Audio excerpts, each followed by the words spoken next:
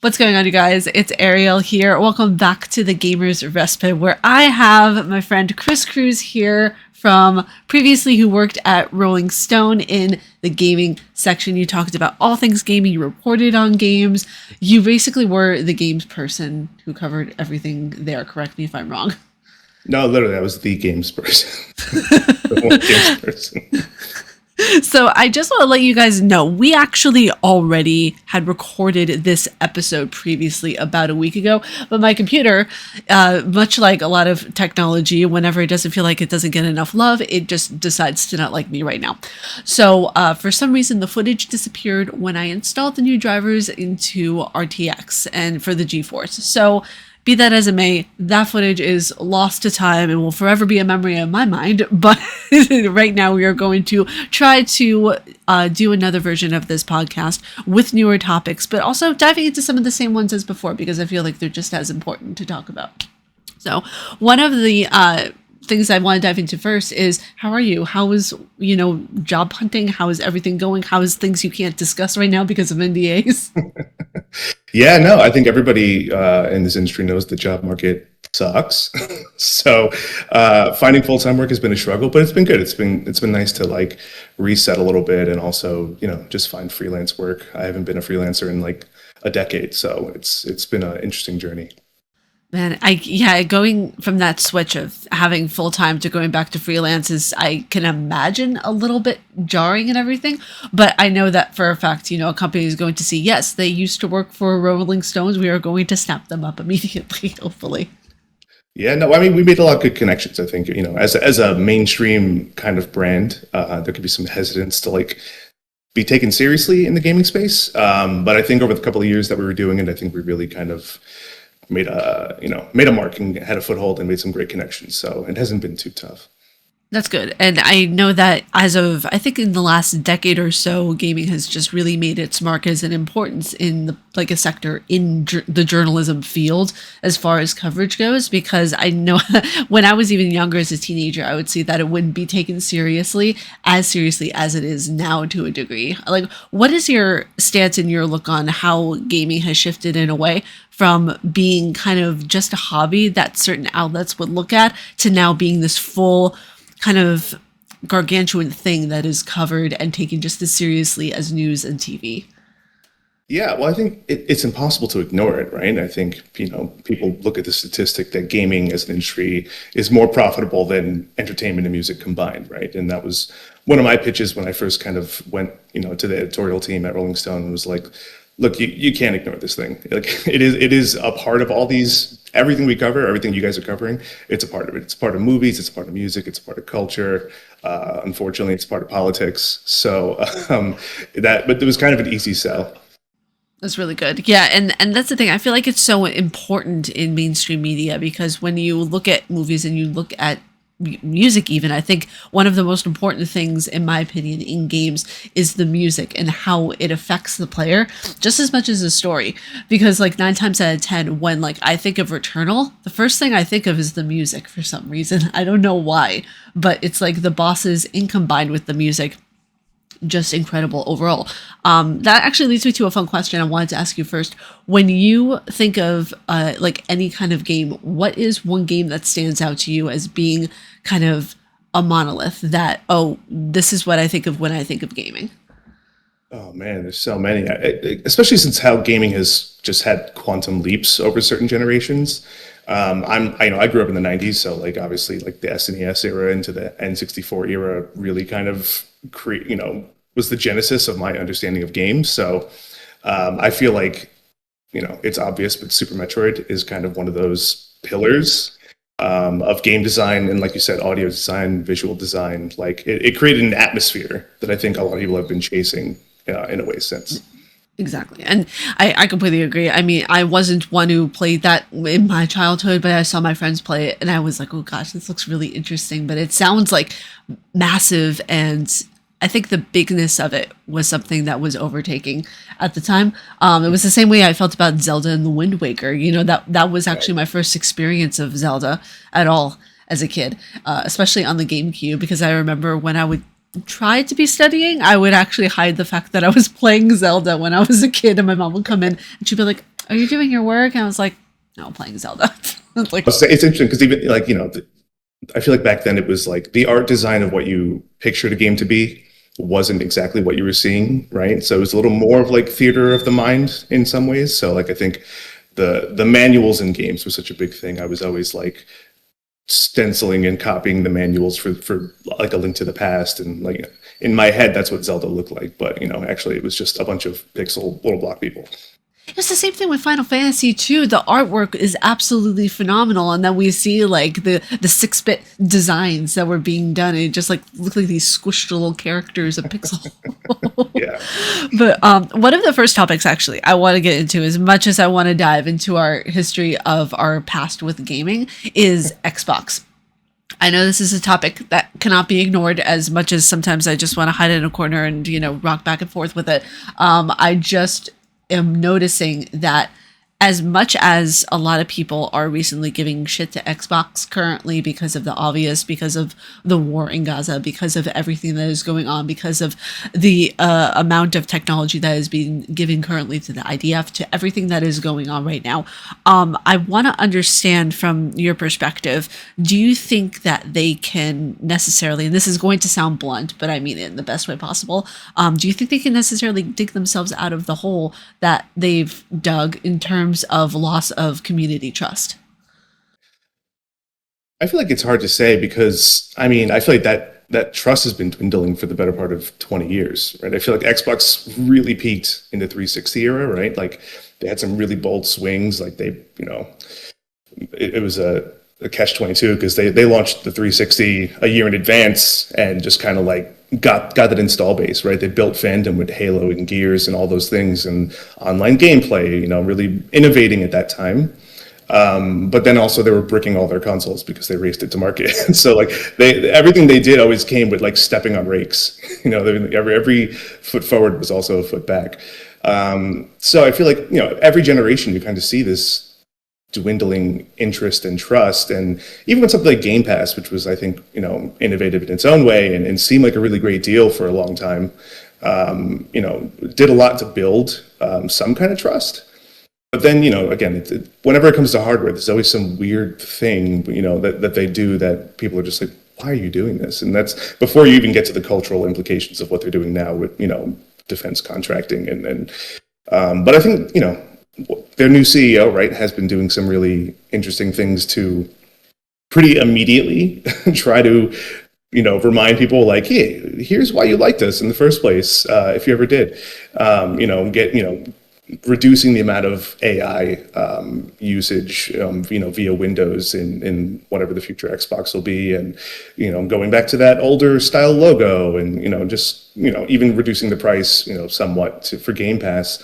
I feel like they're really trying to push forward at this point in time when companies like PlayStation are kind of shooting themselves in the foot, right? Like the PS5 went up $150, which is just like cartoonishly stupid as a concept. Yeah, I feel like they kind of lost the plot to a degree when they're looking at everything as a whole. They're like, oh, we're still a company, so we're going to act the way a company should act. And I feel like that is weird, especially now in this economy, to have that kind of mindset of where not necessarily that just that people are struggling, but it's a thing of where gaming shouldn't have to be a luxury item. It shouldn't have to be a luxury hobby. And that's another thing I wanted to ask, is that how do you think, because I know that, you are working from a perspective that you're going into a lot of this with, and I know that you don't have all the answers, obviously, but what, in your opinion, what do you think should be a company's move in order to make things kind of what they were pre-COVID, I guess, because that's when a lot of we saw, a lot of what we started to see a spike.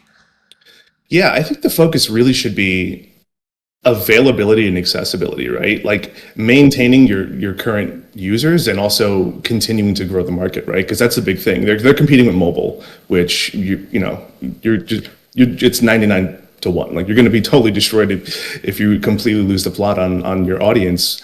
I feel like when you look at companies like PlayStation, like they were always savvier in that they would operate at a loss, right? They would build out these expensive consoles, eat, some losses in how much it took in R&D to develop it, but then also rapidly reduce the price, right? That was the norm for 40, 30 years of game production. Game design was like smart business. Here's something, and then it gets cheaper over time. Like, that's common sense. And today, obviously, with how everything is just going in terms of, data processing centers eating up all the memory and everything, this, in my opinion, not that I'm a business expert, would be just to literally stay the same, right? Because at that point, literally staying at the same price point would almost be tantamount to reducing the price, right? Because at the very least, you're not screwing people over more as the dollar becomes less valuable. But like inflation, availability, and all these constraints on top of raising the prices just makes the whole thing just feel so farcical. It's like, why would anybody want to keep paying into this when they can barely afford to do anything else?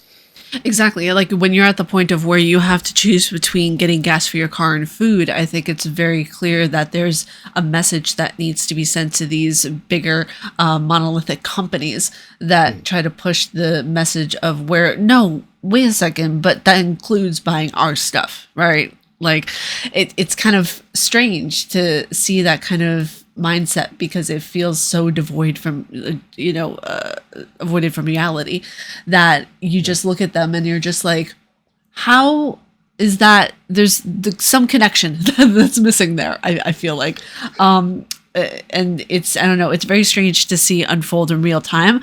But one of the next things I wanted to ask, because we've seen how important Xbox, PlayStation, and the Switch, they're doing their own thing right now. Nintendo, they're not even in the conversation at the moment. They always are. So when we're looking at mainly Xbox and PlayStation, because they had these really currently these really heavy hitters. You have Gears, you have Halo, you have all of like the games that make Xbox what it is, but then you also have PlayStation. Do you think that, I have to think of how to word this question correctly, or else people are going to be like, "Why, you're not going to do that?" Do you think that Xbox can be saved at the moment with what Asha is trying to do currently, or do you think that we're seeing a beginning of a sundowning effect of where it's going to turn into a Sega and it's mainly going to be a publishing house? Man, it's such a hard leap to take because I feel like even before all the things that are going wrong currently, again, they've been digging themselves out of a hole for God knows how long.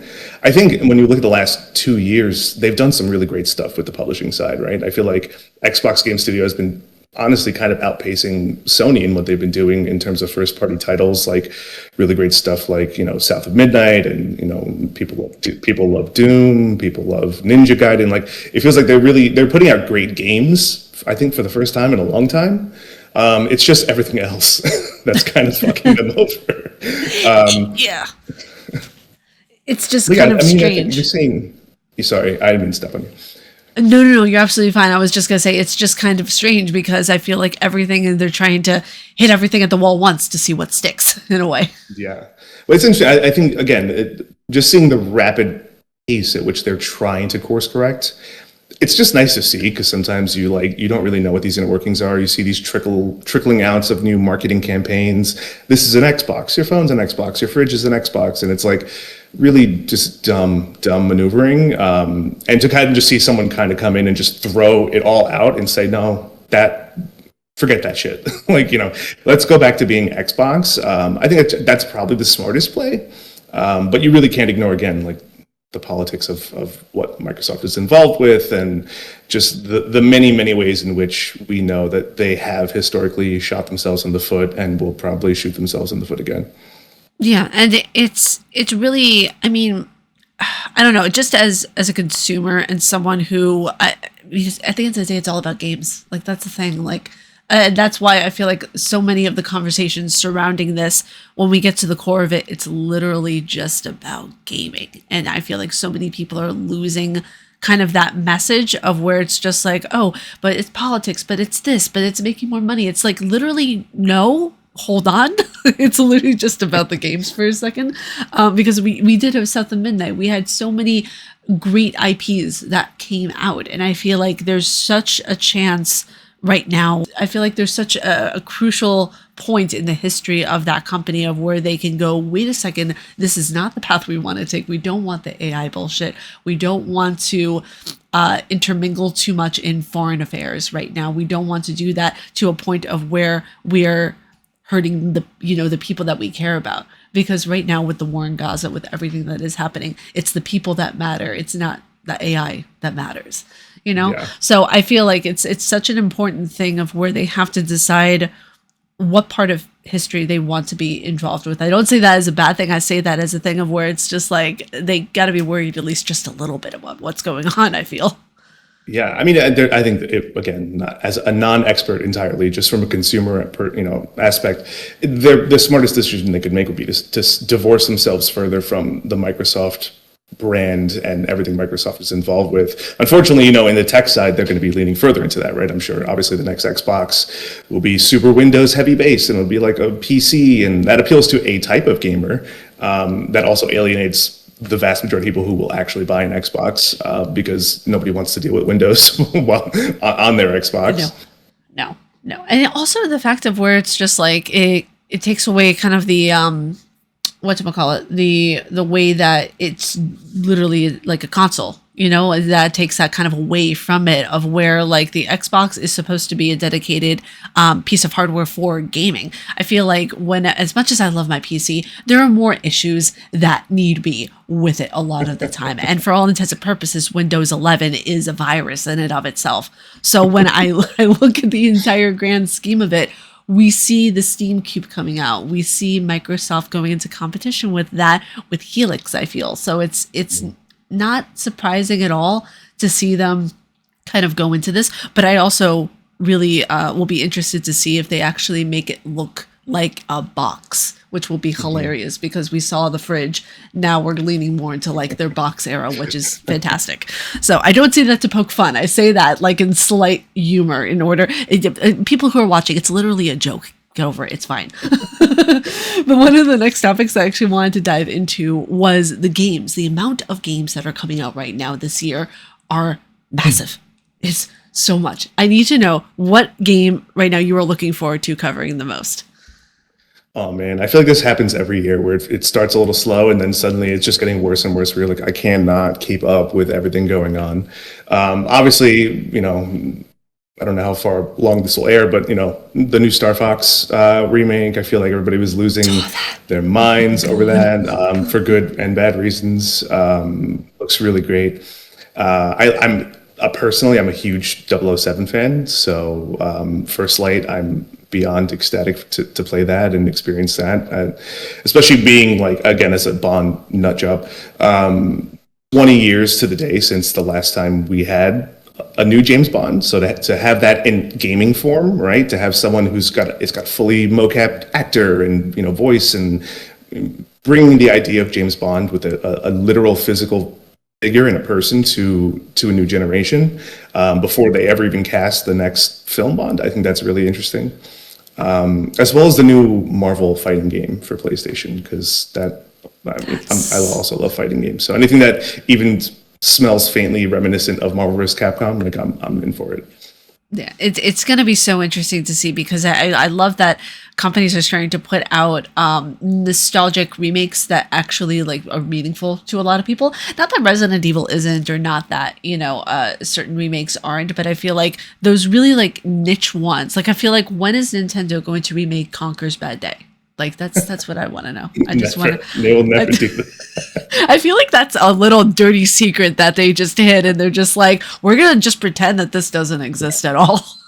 I feel like Xbox owns that now because they own Rare, so they could be the ones to bring Conker back into the fold. That's how you do it, guys. That's how you bring the audience back, is bring Conker back. Yeah, honestly, I just want to know, like, how are they going to get past the part of where literally Conkers is pissing on people just to get by with certain bosses. I just want to know how they're going to get that. That was a children's game? Just sort of. back in the day. Everything was different back then. All the media we consumed back in the day as kids was much harsher around the edges. It was, because I feel like a lot of games felt like, you know what? fuck it, we're just gonna roll with it. We're gonna just see what happens with it. And I feel like that's the cool part about gaming that I really kind of miss in a way, of where we had that daring aspect of where we didn't have to worry a lot of the time about like certain things or certain aspects about games. We could just like experiment with something and see what happens and throw it out into the world. I feel like Bloodborne to a degree is going to be a really interesting one to see brought into the fold as kind of not an experiment, but to see like Jacksepticeye, for example, bringing that into like an animated version.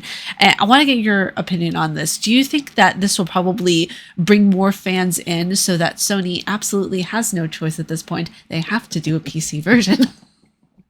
Yeah, I mean, I think when you do adaptations like that, like, yeah, it's all about audience reach, right? It's all about expanding the scope and awareness of whatever that IP is.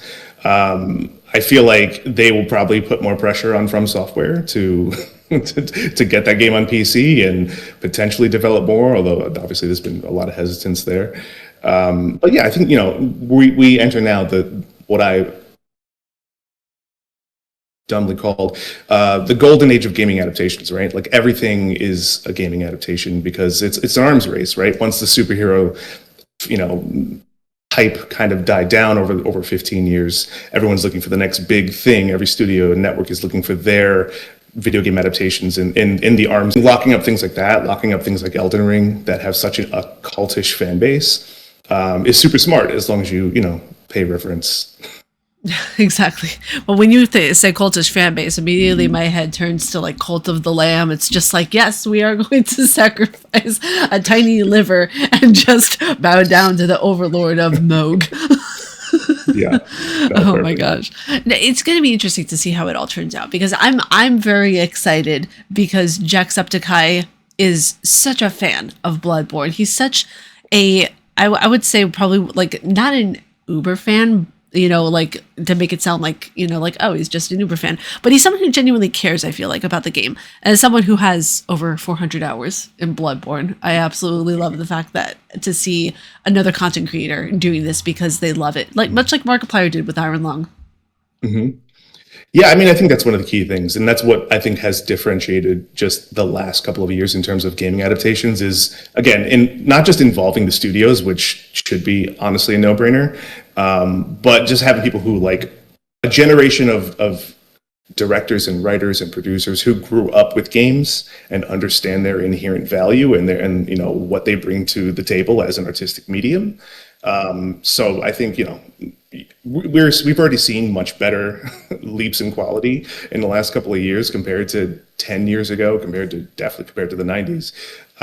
But I feel like it's got to be about sticking to the core, like the ethos of what makes that, right? And I think that even applies to Zach Kreger's Resident Evil movie, right? I feel like that right now doesn't look Resident Evil-ish, but like when you listen to him speak about it, he clearly has a deep passion for this franchise. So having someone who loves it and understands its DNA and wants to bring that spirit to the screen, I think is more important than like a checklist of references and Easter eggs, So I have some opinions actually about that. The fact that Resident Evil is getting another movie and another adaptation. And my first guttural instinct was to be like, another one? Really? I don't think we need another one after all the mistakes that we've already experienced. We don't. But within those mistakes, there were some like flowers and some nice parts and everything. It's just overall, I feel like 2003 me, 11-year-old me, is still disappointed in the first movie for not including the mansion, not including Jill Valentine. And that's base reaction, Ariel. When I see this now, I'm like, of course I want them to take risks. Of course I want them to experiment and to be able to try new things, because Resident Evil as a fan base, it can get questionable sometimes, because there are parts of the fans like myself who are just like genuinely love the games and want to see people love them and get into them, especially in the newer generation. It's really, really wonderful actually to see kids getting into the Resident Evil games the way I got into them when I was a kid. And if that means seeing an adaptation from a director who loves the films, who wants to take his own spin on it but still keep like the core of what Resident Evil is, have at it. I don't have a problem with someone experimenting with, some of the story and making their own interpretation of it, just as long as it feels genuine to them. Yeah. Yeah. I feel like it's hard because I think the concept of fandom is inherently broken, right? Like because you're clinging to, tenets that you have about something, it's so hard to let go of any of that to even try to interpret it in a different way for many people. I mean, that's not games, that's novels, comics, literally everything since the dawn of time. But there has to be a balance, right? Like I think personally, the recent Mario movie was an absolute mess because it was literally reference, reference, reference, reference, reference, and then Miyamoto's like, he's like, well, why didn't everybody like it? It had all the things, it had all the stuff from the games, and it's like, but it wasn't a movie. It was a 90-minute, 80-minute, Mario reel. Oh, geez. So I feel like that there's always going to be a struggle there, right? Between understanding that, okay, this actually just needs to function as a piece of cinema, like a film or a TV show or whatever it is. And yeah, you want to see it done to what you believe is the right way. You want to see, it represented the things that you love about it, but there has to be a balance, right? I think a big, a great example, I think, is The Last of Us, the TV show. I think season one struck a really great balance of like, okay, this is like word for word at times, like exactly like the game. It felt like the game, it looked like the game. But the best parts of it were the things that they added, the things that they had built out, new to flesh out and adapt to a different medium. Conversely, the second season departed from a lot of the core meaning and a lot of the stuff from the game itself in a negative way, right? It felt like, okay, well, we watched this almost perfect one-to-one adaptation that also added more flavor to it. And then it comes back around and we're like, oh, we want some more of that. We want authenticity, but also expansion. And instead we got like a reduction. We got like, oh, we're actually going to dumb down all the themes in this thing. Which is such a disservice to the series as a whole. Yeah. Like when I saw the first season, I bawled like a baby. I was so, oh my God, the emotion and the way that it was so impactful was incredible to see them do that. And then like you said, when it went into the second season, for me personally, it felt dry and it felt unloved. It just felt like something that, oh, we're doing this to make money. Like that's literally what it felt like to me. For the first season, It actually genuinely felt like they cared instead of the second one. I think it felt like to me the issue that Disney had with Star Wars, where they took a really bold swing with The Last Jedi and then got negative feedback and immediately backpedaled and just fucked everything up. And I feel like that's what they did adapting the second season, adapting the second game for the second season was, oh, everyone rejected X, Y, and Z, so we need to kind of soften the edges on some of this stuff. We need to do, these little tweaks to these characters and make them more palatable or more whatever. And it was like, you had a vision, stick to the vision, trust your vision, right? If you believed in something to develop a game for 5 years and put it out there and re-release it and constantly, so, it shows that you had a vision for the game and you supported that vision. Why kneecap it for the adaptation for the sake of some imaginary viewer?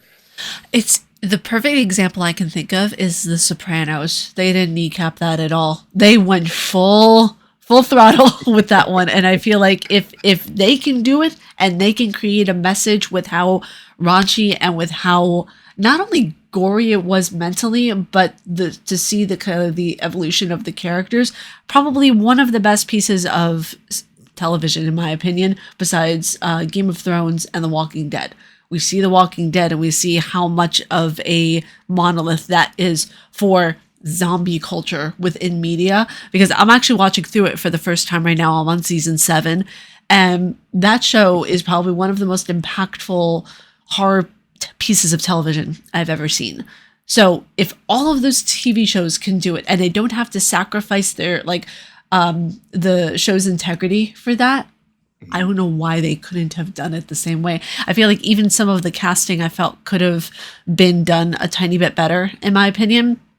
I don't have a problem with Abby's casting. I just wish she would have, at least get a little bit of baby muscle on her a little bit just to adapt correctly. I feel like that's not a hard ask because a lot of actors will put their bodies through even more strenuous stuff in order just to meet a part. I feel like looking, a little bit bulky isn't going to be that problem. But I'm not a movie person. I'm just a consumer of the media. Well, I think that's a part of it. I think that's part of the backpedaling, right? I think there was such a visceral reaction from a certain corner of the internet around the muscularity of Abby, that they were like, oh, well, we can just cut that part and it's not important to her character. But it was important to her character. It was a part of who she was. It was a part of her trauma response as a person in the game to never be defenseless again, never be, that's who she was. It was a core part of her character, not just an aesthetic. So yeah, to backpedal on that was kind of just like, and it's disappointing when that like the developers, Neil, like he was working as a producer and as a co-writer and like as we're like, why would you throw the baby out with the bathwater? Yeah, exactly. And I will be completely honest, I cried all over again when I saw Joel's death. It was one of those moments of where it's just like, when you see that in a video game, it's impactful, because a piece of media like that, it was just okay, no pun intended, but it was hard hitting, and it was something of where people are gonna get so pissed off at me for that, Jesus Christ.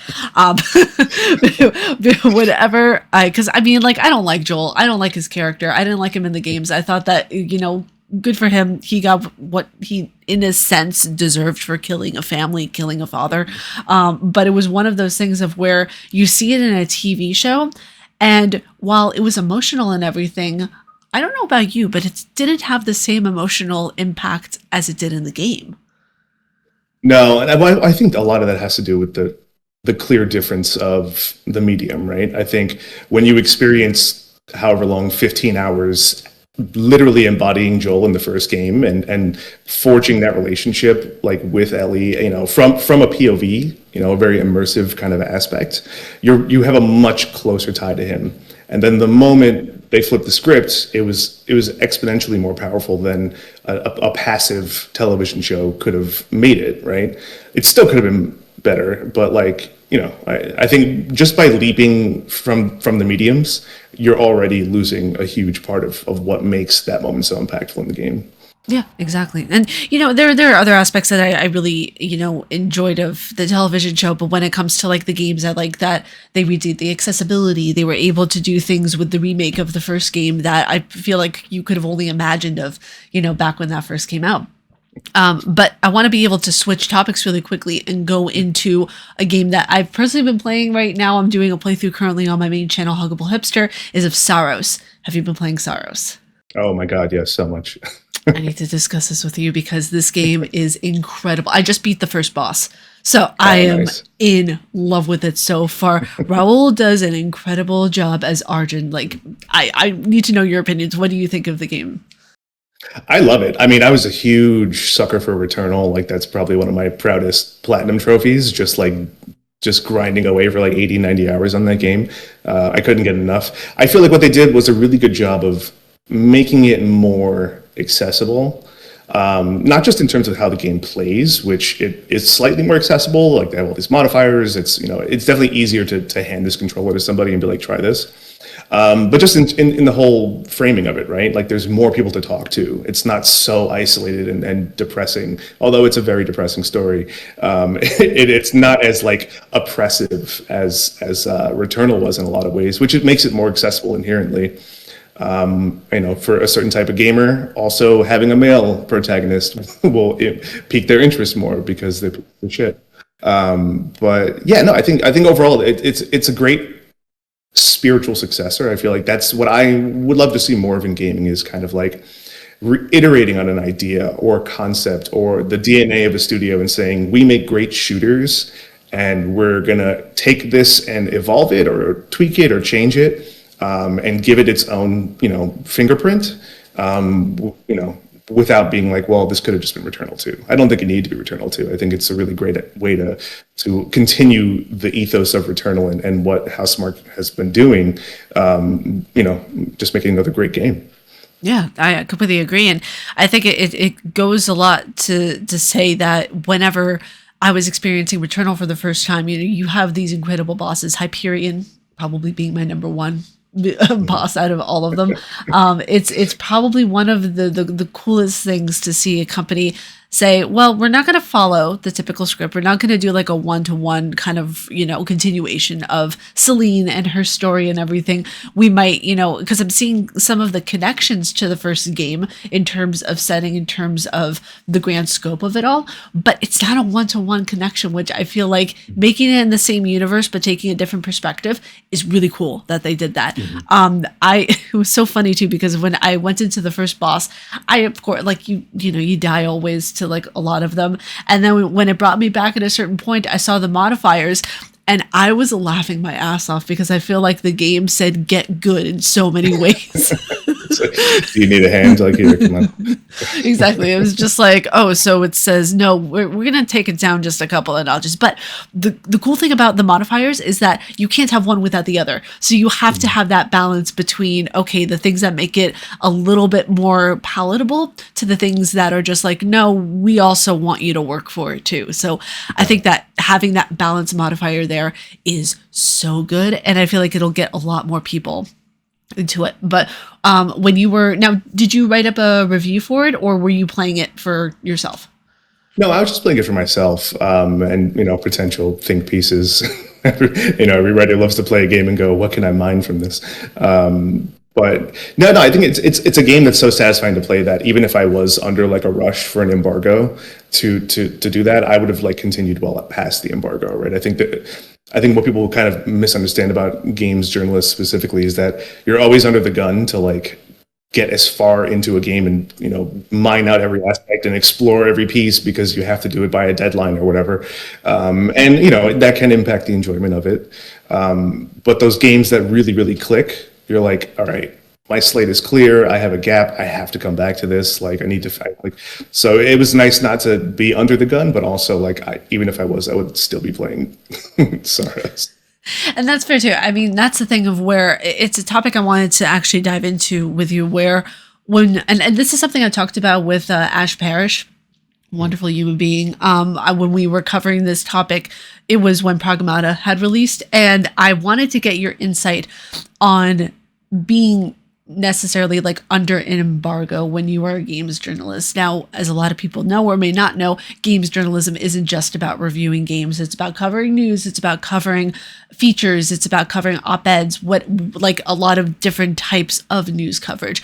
When we think of an embargo, we think of that kind of green, like not green monster. How do I want to phrase it? This kind of like thing that's looming over to a degree of where it's like, okay, we have to get this done by a certain time. We have to be able to encapsulate everything. And I'm just going to go with the example of a review for now, of where we have to encapsulate not only everything we thought of the game, but all of like the different things from the mechanics to the music, how it flowed, the angle that we want to take with the review.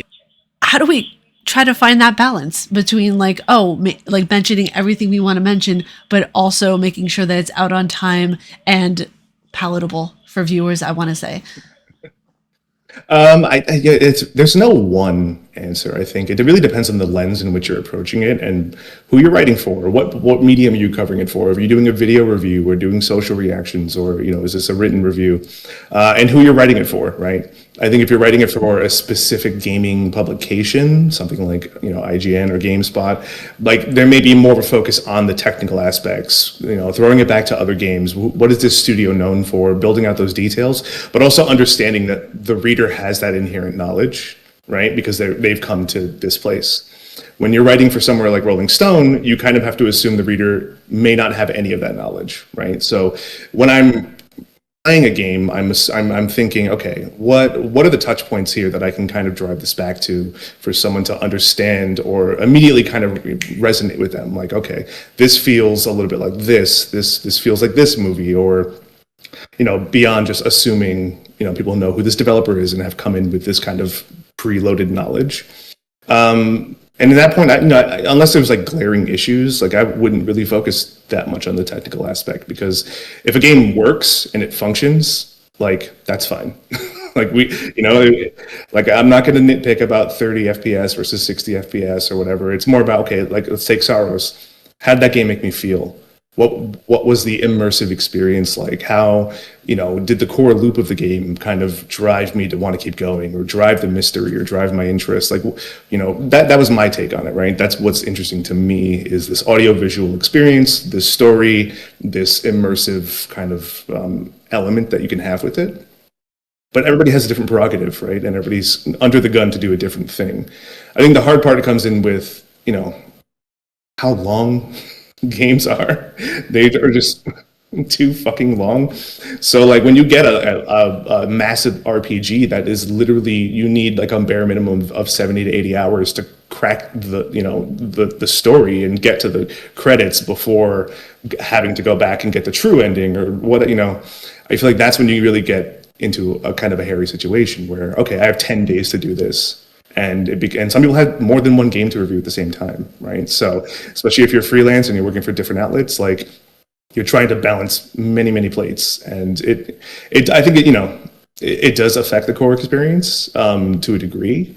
You try not to let it, but that's also, I think it's really good to kind of go back, once a game comes out, and continue that conversation, in the ways that like television journalists do, and film journalists do, right? Like, it doesn't just stop at the review, right? There's a lot of conversations to have about the impact of something once it reaches an audience, and it also helps you get a little bit of hindsight and a little bit more appreciation, or not appreciation, for things that the game did. So I think nothing should ever just be, here's the definitive statement, right? It should be an ongoing conversation. I agree. And that also leads me to ask, do you think that companies can do a better job at when the embargoes are? Because I feel like, no, you're instantaneous reaction. It's so, because like, that's the thing. That's one critique that I have of companies, is where they don't give us enough time in order to do the thing. Like I cannot imagine, for example, how reviewers went about doing Assassin's Creed Valhalla while doing everything else, because the game breaks off into whatever the fuck it was doing at that time, into like a good 10 to 20 more hours of just nothing to do with the story, and then it comes back to the story afterwards. And I'm thinking, how are people doing that, plus let's say doing Mario, plus I don't know, another open world game, plus Forza? Like, there's so many different titles. Like, what do you think would be the best recommendation for a company to go about that balancing act of saying, here's the game, you have this time, but also get it to us at this time? Like, I don't know. I mean, I've actually spoken to a lot of game developers and PR people about this, in a friendly way, about like trying to replicate the experience that the customer will have, right? Like, the person who's playing Assassin's Creed is, I mean, I'm sure there are people who are like, I'm going to spend 150 hours in 2 weeks and not sleep or eat or whatever. But the vast majority of people who play that game are going to be playing it for like a year or more, right?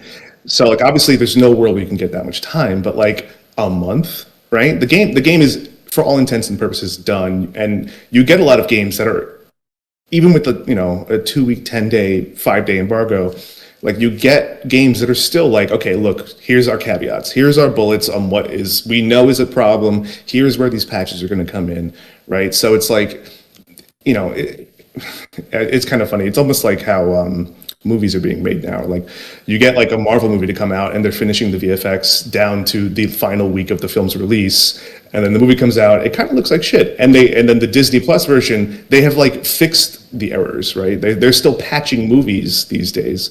So I think we need to have some understanding that you can give a journalist or a creator something that has a couple of hiccups, just be a little transparent about that, and give them more time to experience the parts that you actually want them to focus on, rather than just saying, okay, everybody, you have 5 days to beat the world's biggest RPG. And because I think it builds a distrust with the audience, right? I think people are already very antagonistic with games journalists just by nature. So every time you get a review out and it has nitpicks or something, people are just like, oh, well, they didn't get it. They didn't, but there is an inherent, like, there's literally not enough time in the world to say, I've seen everything Assassin's Creed has to offer in 11 days, wrote a review, recorded the video, pulled all the, like that shit takes time. Like, if you write even a short review, if you're reviewing a very straightforward platforming game, like, there are assets to be pulled, there are things to be created. You need 48, 72 hours to produce the thing that is expressing your thoughts about it, completely separate from. And also, weekends don't count. That's why I've been so. This is a job. Like, I should not have to work the entire weekend, skip all my family functions, and all. Like, let's work in business weeks, business days. So many segments and interworking parts that are layered and just all exhausted at the same time, to be honest. But the final thing that I want to get into for today's podcast: what are 3 games that you feel like people need to know about and play? Because I have been seeing so much more. Like, my relaxation games are Cozy Grove and Coffee Talk, and I know that Coffee Talk Tokyo is actually going to be coming out this month. What was it, on the 21st of this month? So be sure to get that. It's supposed to be very good. I'm excited. Do they need to be like new games, current games that people need to be looking not towards? Necessarily. Yeah, not necessarily. The one game that I peddle on everybody, have been peddling on people for the better part of 15 years, is Towerfall. Oh, nice. Okay. With the predecessor to Celeste. I think it's the perfect multiplayer game. Like, I think it's literally a 4-player or even 8-player couch co-op game that is like, there is no parallel to that. There is nothing as fun, addictive, and accessible to anyone who picks up a controller for the very first time as Towerfall. I think it's probably the best multiplayer game ever made. So that's one. That's the one. Let me see. What else? I've been seeing a resurgence of streamers playing it, but like going back to Eternal Darkness for the GameCube. Oh my God, I forgot about that. Oh no.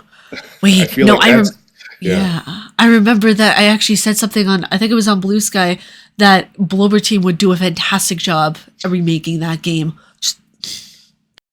I just want a sequel. I've been wanting a sequel since I was in my teens. That's just a wonderful survival horror, creepy gothic horror kind of game that was so good. That's foundational text for horror fans. Trying to think of what else. I'm at a loss. It's Balatro. I have Balatro on every platform humanly possible, and if you travel for work, if you commute in the morning, that is just the ultimate time killer that will serve you for probably the rest of your life. Yeah, that and Vampire Survivors. I just got into that recently. My gosh, it's so much fun. It's such like a relaxation, like in its own right, a cozy game, because you're just sitting there and you're like, die fiends, die. Like, it's wonderful. It's amazing. But Chris, thank you so much for joining me on today's podcast. It was absolutely wonderful to have you on for our 2.0 version of this podcast. It's nice to have a second chance. It's nice. Yeah, it really is. It's like second life goals. But thank you again for being on here. If you all like our faces and what we do, please be sure to subscribe and hit that bell down below. May you find your worth in the waking world, your hunter. Now we'll see you all in the next one. Umbasa.